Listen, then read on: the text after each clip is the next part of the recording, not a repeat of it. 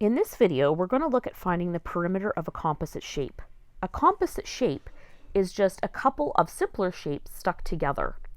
So when we're looking at this shape here and we want to find the perimeter, we recall that the perimeter is just the distance around the outside. So if we were to trace a path around the outside of this composite shape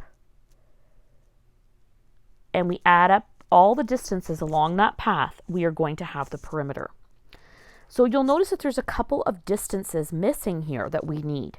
So we're going to start by filling in the missing lengths that we're going to need to calculate the perimeter. So the first missing length we're going to look at is this length here, from here to here. We know all the way across is 12 meters because the length is 12 meters of that big rectangle. So from here to here is going to be 12 meters minus this little 3 meters. So we're going to take 12 and subtract 3. And that, of course, is going to give us 9 meters. Now, the width of the rectangle is 9 meters because this side and this side have to be the same.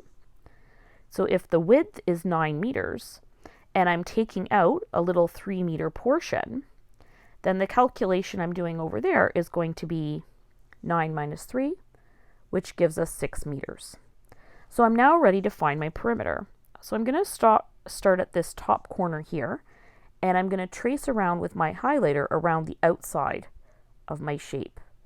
So my perimeter is going to be 9 meters plus 3 meters plus 3 meters plus 6 meters plus 12 meters plus 9 meters. So my perimeter equals 9 plus 3 plus 3 plus 6 plus 12 plus 9. 9 plus 6 is 15. 9 plus 3 is 15. Plus 6, 21. Plus 12, 33. Plus 9, 42. And the units is just meters because we're just adding up distances. So if I check my answer, let's make sure I'm on the right path. I've got 9, and 9 is 18.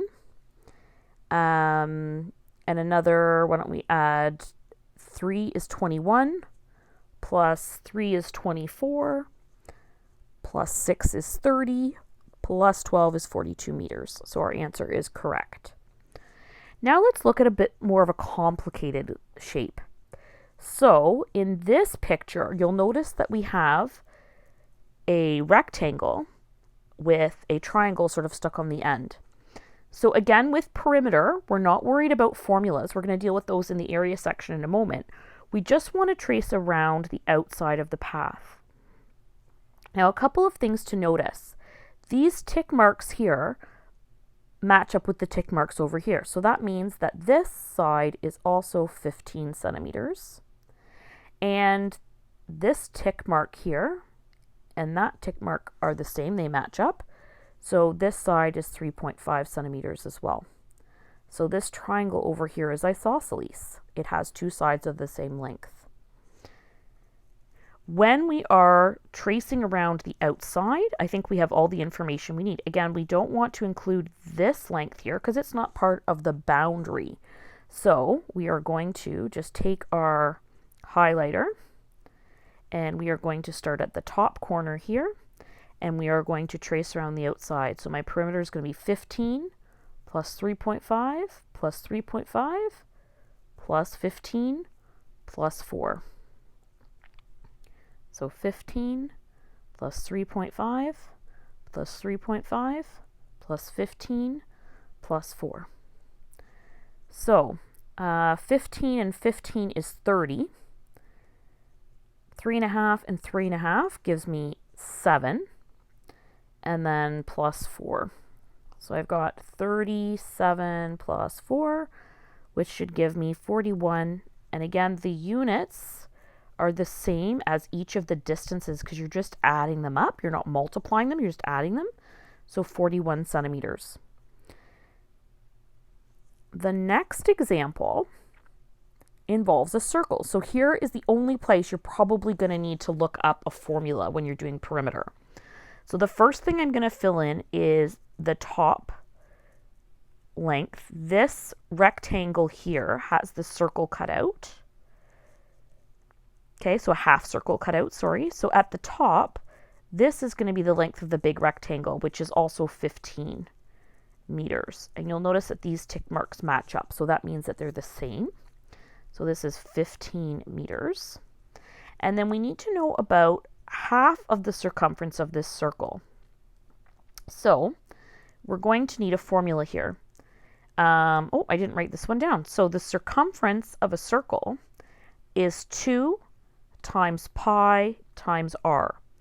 When we write this, we don't put the multiplication signs in. We just write it as 2 pi r, like that. And we know that there's multiply in between. So we need half of this. So we're going to divide this by 2 when we're done. So we've got 2 times pi, which is 3.14, times the radius. And then I want to divide my answer by 2. But what's the radius? Well, the radius is half the distance across the circle. So it's half the diameter. So all the way across here would be 5. That would be the diameter of my circle. But we just want halfway. So we want this distance here. And half of 5 is 2.5 meters. So the radius is halfway across the circle through the center, and halfway is 2.5 meters. So 2 times 3.14 times 2.5 divided by 2. And of course, you've got a 2 and then you're dividing by 2, so those just go away. So my answer is going to be 3.14 times 2.5 for that part. And I'm going to have to pull up my calculator for that.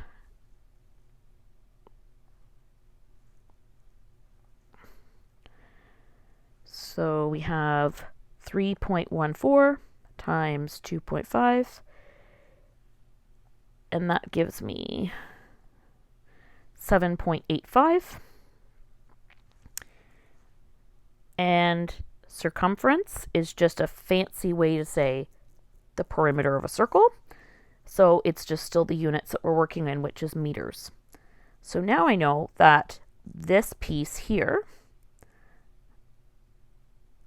is 7.85 meters. So my total perimeter now, I'm just going to add up all of the edges. So 15 meters, so perimeter equals 15 plus the 7.85. So again, I'm just continuing along that half circle plus 15. And then finally plus 5 to get back to where I started. So you've got plus 5. So let's add those up. I've got 15 and 15 is 30. And then I need to add 7.85 and 5 is 12.85. So I end up with 42.85 meters for my perimeter.